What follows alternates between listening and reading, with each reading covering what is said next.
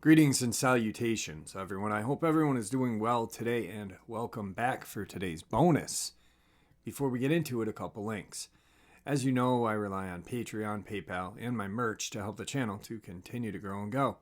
The links to Patreon and PayPal are in the description below. My merch is displayed directly under the video. Also, Dogman, Frightening Encounters, Volume 1, 2, and 3, the audiobook versions. They were written and researched by Tom Lyons, narrated and produced by me, Jeffrey Nadolny. Those audiobooks are available on Audible, Amazon, and iTunes, the links to which are also in the description as well.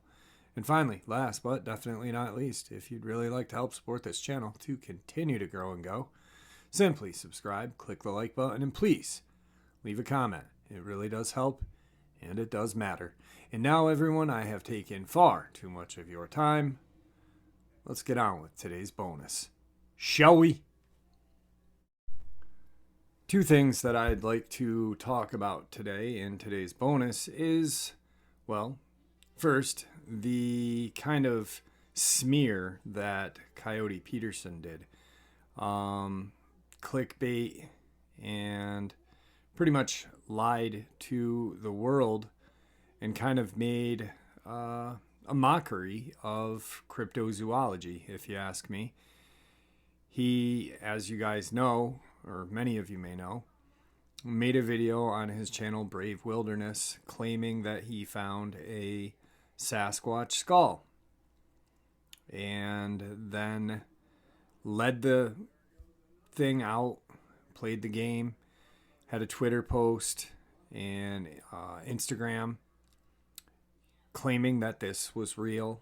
And he actually said, I'm posting this here because I know the government will take this down, take the video down, this, and that. Really to make it feel genuine. And then he proceeded to just make a mockery of it. Made a couple videos, and then at the end of this latest video, he pretty much says the skull is fake, it's from a movie set, yada yada yada. And it really does hurt the community. On top of him making the video where he says it's fake, he leaves the like and dislike bar out on his channel that day, which I found kind of funny because he didn't want his algorithm to get hurt that day, because it would have been numerous dislikes on that. I really thought the guy was credible for the longest time, and now I think he's a friggin' schmuck. I really don't appreciate when people make a mockery of a field that I love and have dedicated years of my time to. I absolutely love cryptozoology. I love the paranormal, and when people poke fun at it or try to discredit us as a whole, as a community, and make us look stupid, that really ticks me off. So, thanks a lot, Coyote Peterson. You're a world-class schmuck. Now, today's second part is, when I changed the channel's name, I had made an announcement that I had plans on doing something in October, a surprise.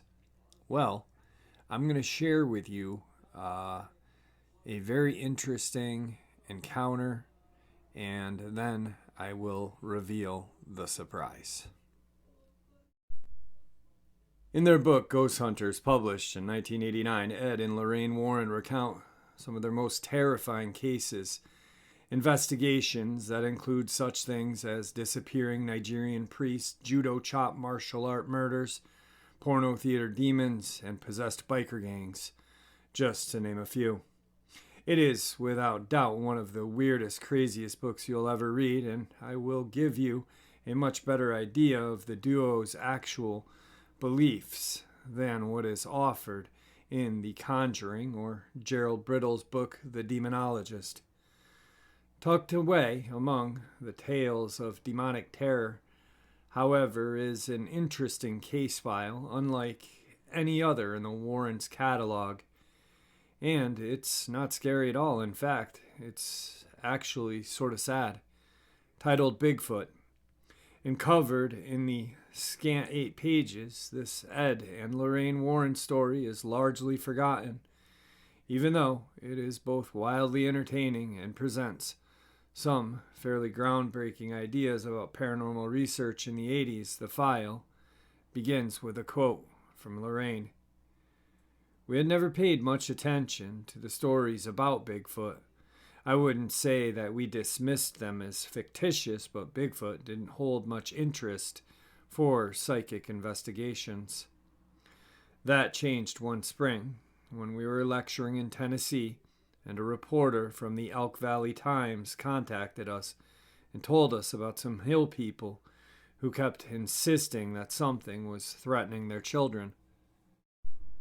On a foggy morning just before embarking on a 4-day lecture tour, Ed and Lorraine headed to rural Tennessee to meet a group of frightened hill people seeking their help with a very strange problem. Something dwelling in their local forest was after their children.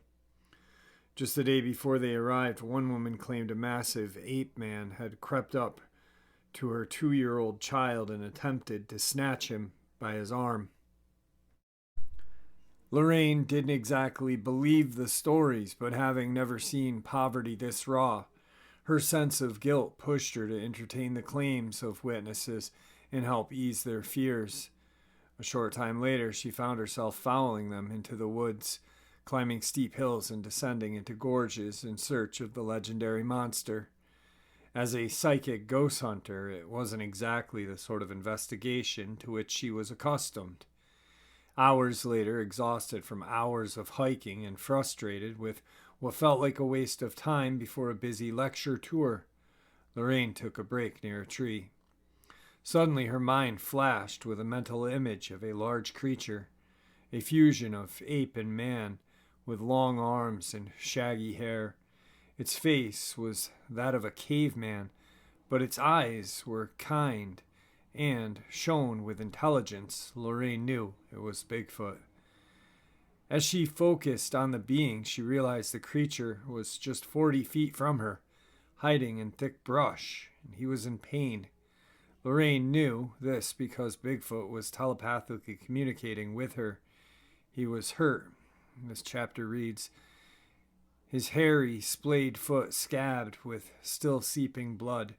During his travels that day, he had somehow injured his foot. Afraid that his injury would keep him from returning to his secret cave, the creature now projected great fear. Bigfoot missed his family, and fearing death or capture by the humans seeking him, felt trapped and isolated. He was scared for his life. Lorraine began returning the creature's telepathic messages, explaining he had terrified the settlement by attempting to kidnap one of their children. But Bigfoot shook his head, claiming he meant only to make friends with the child. Youngsters don't have the prejudices of adults, he told her, so he felt he could perhaps explain himself to the child, just as he was explaining himself to Lorraine. Eager to help, Lorraine began to shake with anxiety as she hushed her hiking group, requiring total concentration for her communication with Bigfoot, for whom she felt maternal love. As she crept further into the brush, projecting images of her bandaging Sasquatch's foot, she spoke softly to the beast, hoping to calm the creature enough to approach him. I am coming to you, she mentally whispered. I will help you. I will be your friend. Suddenly, the sound of a bullhorn sounded, breaking her concentration and sending Bigfoot fleeing into the forest. A member of the hiking group had honked the horn as a joke, startling Lorraine and frightening the Sasquatch.